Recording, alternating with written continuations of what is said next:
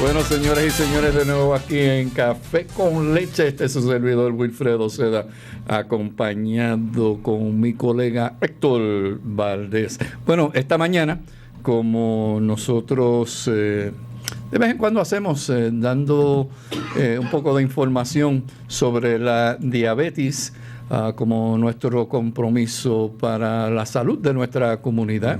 Y esta mañana con nosotros tenemos a Jocelyn Groskevich. Did I get Yep, close? perfect, Close? perfect. Okay. Que es la persona de Southeast Lancaster Health Services, quien nos va a hablar sobre distintos aspectos de la diabetes. So, Jocelyn, I want to welcome you. Thank you. Tell us a little about your work at Southeast Lancaster, particularly when it comes to diabetes and diabetes education. Okay. I've been at Southeast for a little over a year now. Started fresh out of PA school there, so it's my first official job. All right, congratulations. in medicine, let's put it that way. But I have been a type 1 diabetic since I was 10 years old, so 16 plus years now. So it's always something I've been pretty interested in, probably less so in my teen years, but more so now. And something that I find educating people is very rewarding. And so I work a lot with type 2s now at Southeast and help with, basic explaining of what diabetes is and why it happens and how we can work to treat it. Bien, nuestra invitada de la mañana de hoy, Jocelyn de Southeast Lancaster Health Services, dice que ha estado poco más de un año trabajando ya con Southeast Lancaster Health Services. Dicho sea de paso, dice ella, este es mi primer trabajo oficial. Dice que... En la medicina. En la medicina, obviamente. Dice que ella está... ya hacen como 10 años trabajando y hablando a la gente sobre lo que es la diabetes y ayudando a personas a entender un poco más esta enfermedad. La cosa que ella es diabética, desde niña, con tipo 1. Okay. So ella tiene una apreciación en cuestión a siendo ella diabética, trabajando ahora con adultos. Justin, I'd like to spend a little time your diabetes as a adolescent, as a young person.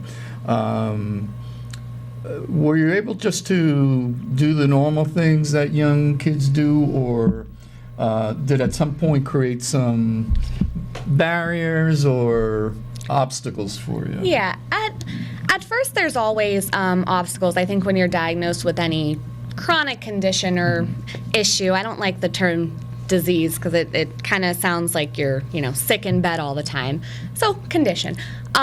It takes a lot of getting used to. For about 2 years, I did injections, so syringe and vial, all that fun stuff. And a couple years after that, I started on an insulin pump, which is a little tiny machine that gives you a constant flow of insulin. And that really helped to make life as normal as it possibly can be when you're living with diabetes. So teen years, there's always those rebellious times where you kind of don't want to pay attention to it. But I think for the most part, it's something I say to my patients, you can't let something hold you back. You have to have optimism and motivation. Yeah, you're going to have your good days, you're going to have your bad days, but you can't let something that you have hold you back. That doesn't define you as a person. Right. And in teen years, even somebody looking you a wrong way could upset you yeah, absolutely, absolutely. For the rest of the day or week. So. Ok, hablando de cómo ha sido su experiencia personal con la diabetes, dice que sí, al principio ella dice que hubieron algunas barreras, pero que con el tiempo aprendió, luego de estar 2 años inyectándose, luego lo que se conoce como insulin pump, eso dice una bombita de insulina. Dice que la mayor parte del tiempo, luego de esta experiencia, por este tiempo, dice que ella aprendió a que no debe haber, y es lo que le inculca a sus pacientes, que porque tenga diabetes eso no debe de ser un impedimento para que las personas puedan continuar con una vida lo más normal posible. Dice que esto no debe ser algo que deba interferir en sus labores cotidianas y demás, o en su vida diaria. Top 3 things that someone with type 2 diabetes should always keep in mind. Top 3. Well, in no particular order. Probably number 1 is long-term outlook. Being that diabetes is a here and now condition, but it's also a 20, 30 years down the road condition. So if you're not taking care of yourself today, you have to picture what your life's going to be like down the road. And for a lot of people, I think that's hard to do because, you know, you don't want to think about that in the future. But in doing that and kind of visualizing your life in the future, I think it makes it easier to see why you need to take care of yourself here and now. Another thing would be being active. You can sit around on the couch and feel bad for yourself, or you can get out and move, and, exercise has been shown to help your psyche. So not only is it better for insulin sensitivity and for your health in general, but for your mental health, which is a huge part of diabetes. I always say there's 2 players in the game of diabetes. There's your body and there's your mind, because they really do go hand in hand. And the third one just being, kind of going along with that, the first one is just your outlook. This is besides medicine and control and testing blood sugars and all that minutia, but you have to have a positive outlook. Yes, it's a scary condition. Yes, when you're diagnosed, you're not going to be happy. No one's happy to have a chronic condition. But you can look at it and say, oh, I feel bad for myself and this is terrible. Or you can say, okay, what can I do to improve this? What can I do to, outside of my own personal condition, what can I do to help others with this condition? What can I do to hopefully one day lead to a cure? So I think, for me at least, those are the things that have always helped me and the things that I really try to convey to my patients, just to sort of bring them out of that initial funk that is the diagnosis. Ok, señoras y señores, Wilfredo pregunta cuáles serían, sin enumerar 1, 2 y 3, pero tres cosas importantes que ella considera para una persona que tiene o es diagnosticada con diabetes tipo 2. Dice que la persona debe mirar hacia el futuro. Dice, si tú no te cuidas ahora, tienes que pensar en cómo vas a estar tú dentro de 20 o 30 años. Es muy importante que ella menciona. Número 2, dice ella, estar activo. Tú puedes decidir quedarte en tu cama o en tu casa en vez de salir y mantenerte activo, no solamente en cuerpo, sino también en mente. Esto es muy importante lo que menciona ella. Y también dice que, nuevamente, usted tiene que tener un pensamiento positivo y sobre todo tratar de motivar a otras personas y ayudar a otras personas con esta condición. Definitivamente ella entiende que esto le va a ayudar mucho a usted si es una persona que es diagnosticada con diabetes tipo 2. We know that diet obviously plays a big influence in regards to type 2 diabetes. What are the questions that you get from folks regarding diet? One big thing is always, especially lately, I've had a lot of questions about ginger ale, and I've realized that's very specific. But a lot of times people are thinking, although it is a soda because it says natural on the bottle, that won't affect blood sugar. And just because I've been getting that a lot lately, that's something. It does have a lot of sugar in it. Is that mainly from Latinos? Yes. Yeah. Yeah, so that's something I get a lot. Sodas, juices, things like that. Just because they're quote-unquote natural doesn't necessarily mean they're healthy or good for you. Yeah, in many of our communities, it's viewed as... I guess it comes from the ginger originally, the medicinal attributes to it. But a lot of people still think of ginger ale as an extension of ginger, which it is not. There's any drink beside, obviously, water that is good for people with diabetes? Yeah, anything that's lower in sugar is fine. Water is is great. I would encourage that to people even without diabetes, you know, just to maintain your hydration. But everything in moderation is okay. You know, sports drinks, Gatorade makes like a G2 now or something like that. That's a lower sugar and has the electrolytes and whatnot to stay hydrated. Those are great. The key is everything in moderation. 80-20. So 80% of the time you want to be picture perfect, living, you know, life, dotting your I's, crossing your T's, things like that. And 20% of the time allow yourself to be a human. You're going to make mistakes. You can't get mad at yourself. But yes, water's the best, but anything that's lower on the sugar scale is fine. Okay. Bien, una de las preguntas, dice ella, que más le hacen los pacientes últimamente es sobre la bebida ginger ale, que si es una bebida natural porque es hecha de jengibre. Dice ella que no necesariamente el jengibre tiene tanta o igual azúcar de la que tiene una soda, ¿ok? Yo le pregunto de la que tiene una soda o algunos jugos también. Yo le hago una pregunta de que aparte del agua, si hay alguna bebida que sea recomendable para personas con diabetes o personas que quieren prevenir la diabetes. Dice ella que cualquier bebida que sea baja en azúcar, recuerden que con todo esto es moderación.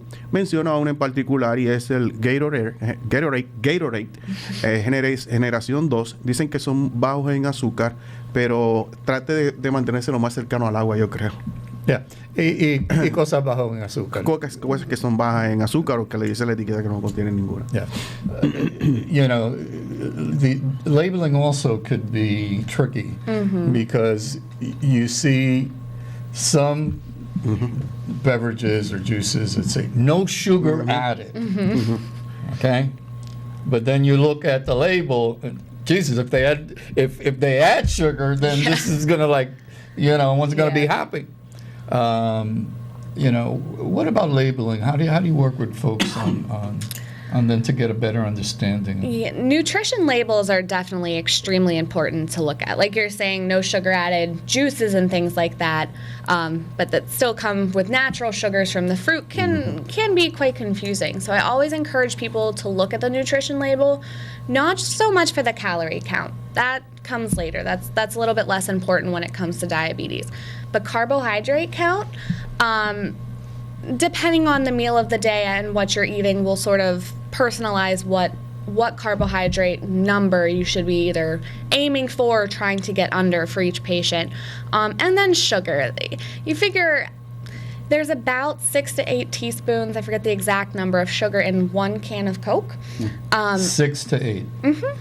So you figure if you're drinking multiple cans throughout the day, you're going to take in a crazy amount of sugar. So it's really important to look. Obviously, it's not going to tell you in teaspoons, but it tells you in daily percentages, which I think are even better than numbers. So if you look at the daily percent and figure how many things I'm going to eat today, you sort of have to break down the percentages. Greater than 5% of my sugar intake, I'm probably going to eat more than 20 things today, you know. That's a really good thing to look at, more so the daily percentage value. It was interesting because we had a doctor here a few years ago who actually brought in cubes of sugar to demonstrate, you know, right then and there. This is how much sugar you're ingesting when taking one of these drinks. I don't know if you remember that. Yes, I do. Especially with the yogurt. A lot of sugar. Ok, señoras y señores, hablando sobre el etiquetado de los productos, nuestra invitada experta, obviamente, en lo que es las personas con diabetes y la diabetes de por sí, dice que definitivamente estos labels, estas etiquetas son muy importantes, pero a la misma vez podrían ser un poco confusas. Dice que lo que debe uno estar mirando es la cantidad de carbohidratos, número uno, que contiene el producto que uno va a ingerir. Hay algunos productos que obviamente te dicen que no contienen azúcar, pero el alimento en realidad tiene azúcar, como algunas frutas que son tienen, te dicen no sugar, pero tienen sus azúcares naturales. También la cantidad de azúcar que te mencionan las etiquetas. Un ejemplo muy grande, y siempre que tenemos este programa que hablamos sobre diabetes sale a relucir lo que son las sodas. Una soda puede contener entre 6 y 8 cucharadas de azúcar. Una lata de soda. Una lata de soda. Imagínese usted se toma varias al día. ¿Cuánta azúcar está ingiriendo? Sé que es muy importante ver sobre todo cuál es el porcentaje de azúcar y carbohidratos que tienen los alimentos que usted va a consumir. Cree ella que esa es la mejor forma, porque estas etiquetas pueden ser confusas, y como mencionaba Wilfredo, algunos te dicen no contiene azúcar, pero cuando te pones a mirar bien la etiqueta, el caramelo y las otras cosas que contienen, sí hay azúcar ahí entre ellas. In the Latino community, particularly folks from the Caribbean, rice is a staple, and has been for who knows. And we know some people that have to have rice with rice, which is carbohydrate with carbohydrate, your pasta and rice. What do you tell those folks? And what's the connection between carbohydrate and diabetes that people really need to understand? So any carbohydrate, specifically simple carbs, so those in which fiber and extra nutrients like white rice, white bread, white pasta, pretty much anything that's white, the biggest thing about them are that they are what we call high glycemic index. So in the body, when it gets, it starts being broken down in the mouth and then in the stomach, it turns into sugar. The building blocks of carbohydrates are sugars. So it's hard, if that's a staple of your diet, it's a little bit hard to say, oh, just, stop cold turkey, don't eat that. But again, it comes down to everything in moderation. A serving size of rice is a third of a cup, which is about the palm of your hand if you cup it. So, have your rice. That's fine. Don't tell anyone to change their life completely, or they'll probably not listen to you. So if you want rice with every meal, fine, but you have to watch the amount that you're taking in. And, I try to encourage brown rice, which is often a very hard sell, but I try. But I think it's getting more and more acceptance as years go by. Yeah, just because then you have the added benefit of the fiber and the extra nutrients that haven't been bleached and stripped from it. So your body's actually, yes, it's going to raise your sugar some, but your body's also getting a benefit of those extra nutrients. Bien, señoras y señores, Wilfredo dice, nuestra cultura, nuestra gente, sabemos que el arroz está presente, arroz con esto, arroz con aquello, arroz con arroz. Dice que nuestra invitada, que todo lo que te dice, pasta blanca, harina blanca, arroz blanco, todo esto al llegar a nuestro estómago se convierte en azúcar. Okay. Pero dice ella, si usted es una persona que está acostumbrada a esta dieta, obviamente ella lo que recomienda es moderación, todo con moderación. Dice que lo que cabe en la palma de su mano es lo que usted, cuando hablamos de moderación, lo que cabe en la palma de su mano, eso es lo que usted debe consumir en la comida. Sí, no cantidades excesas. No un cerro. Sí. Well, Jocelyn, want to thank you. Thank you. Good luck in your job. And we've spoken to Jocelyn Groskevich and from Southeast Lancaster Health Services. And we want to say to Nicole, who's sitting in the corner there, hello. We haven't seen her for a while. Good to see you. And come to the fiesta tonight. Phone number where folks could reach Southeast? Yeah. It's 717-299-6371. And we'll put this up on our Facebook page for folks to follow up on. Señoras y señores, el número de teléfono donde las personas que deseen obtener más información es el 299-6371. Ese es el número de teléfono de Southeast Lancaster Health Services. Ahí te puede obtener más información y también quizás tener una cita con nuestra invitada, 299-6371. Wilfredo, antes que ella se vaya, alguien me envió un mensaje y me pregunta ¿cuál es la prueba para detectar diabetes más accurate, se me olvidó en español y no me acuerdo del inglés. Okay. Más precisa. Más precisa, gracias. What is the most accurate test for your blood sugar?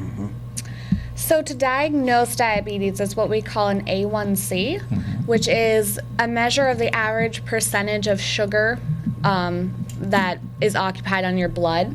So over 6.5, we say you have diabetes.